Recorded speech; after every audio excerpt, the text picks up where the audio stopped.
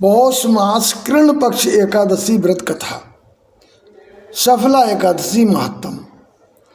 युधिष्ठिर बोले कि हे जनार्दन, पौष कृष्ण एकादशी का नाम क्या है और उस दिन किस देवता की पूजा की जाती है तथा उसकी क्या विधि है।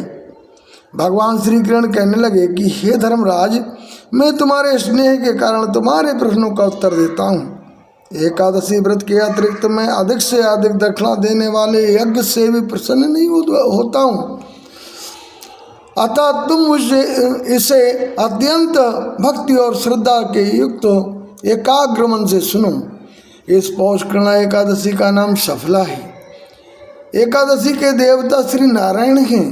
पूर्वोक्त विधि से इस व्रत को करते हुए श्री नारायण जी की पूजा करनी चाहिए। जिस प्रकार नागों में शेषनाग, पक्षियों में गरुण और ग्रहों में चंद्रमा, यज्ञों में अश्वमेघ यज्ञ, देवताओं में भगवान विष्णु श्रेष्ठ हैं, उसी तरह सब व्रतों में एकादशी व्रत श्रेष्ठ है। जो मनुष्य सदैव एकादशी का व्रत करते हैं वे मुझको परम प्रिय हैं। अब इस व्रत की विधि कहते हैं। मेरी पूजा के हेतु ऋतु के अनुकूल नारियल, नींबू, अनार, सुपारी आदि मेरे अर्पण करें। धूप, दीप, नैवेद्य आदि 16 चीज़ों से मेरी पूजा करें। रात्रि को जागरण करें। इस एकादशी के व्रत के समान यज्ञ, तीर्थ, दान, तप तथा और कोई दूसरा व्रत नहीं है।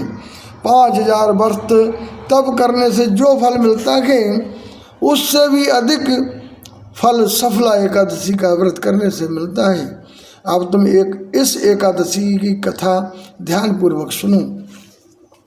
चंद्रावती नगरी में महेशमान नाम का एक राजा राज्य करता था। उसके 4 पुत्र थे। उन सब में लुम्पक नाम वाला बड़ा राजपुत्र महापापी था। वो पापी सदा पर स्त्री, वैश्यागमन और दूसरे बुरे कर्मों में अपने पिता का धन नष्ट किया करता था। वो देवता, ब्राह्मण और वैष्णवों का निंदक था। जब राजा को अपने बड़े पुत्र के इन कुकर्मों का ज्ञान हुआ तो उसको अपने राज्य से निकाल दिया। तब वो विचारने लगा कि अब किधर जाऊं, क्या करूं। अंत में उसने चोरी का कर्म करने का निश्चय किया। वो दिन को वन में रहता और रात्रि को अपने पिता की नगरी में चोरी करता था तथा प्रजा को तंग करने और मारने का कुकर्म भी करता था।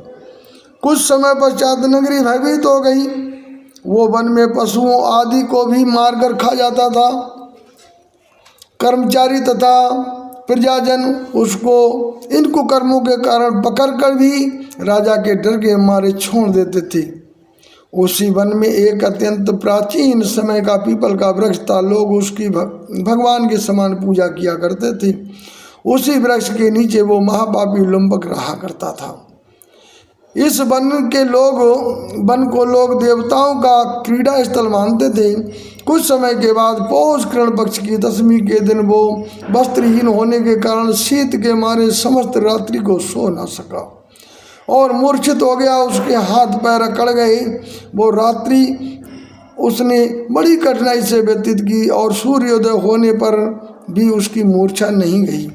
दूसरे दिन सफला एकादशी को दोपहर के समय सूर्य की गर्मी से उसकी मूर्छा दूर हुई तो वो होश में आकर गिरता पड़ता वन में भोजन की खोज में गया, परंतु शारीरिक कष्ट के कारण वो जीवों को मारने में असमर्थ रहा।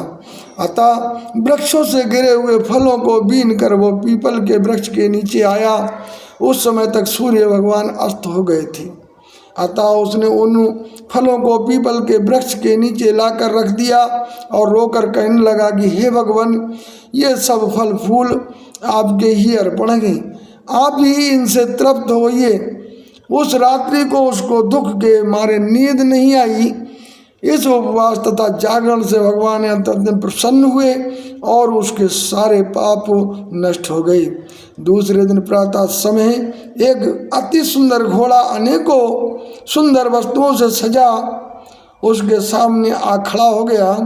उसी समय आकाशवाणी हुई कि हे राजपुत्रों, भगवान नारायण की कृपा से तेरे समस्त पाप नष्ट हो गए हैं।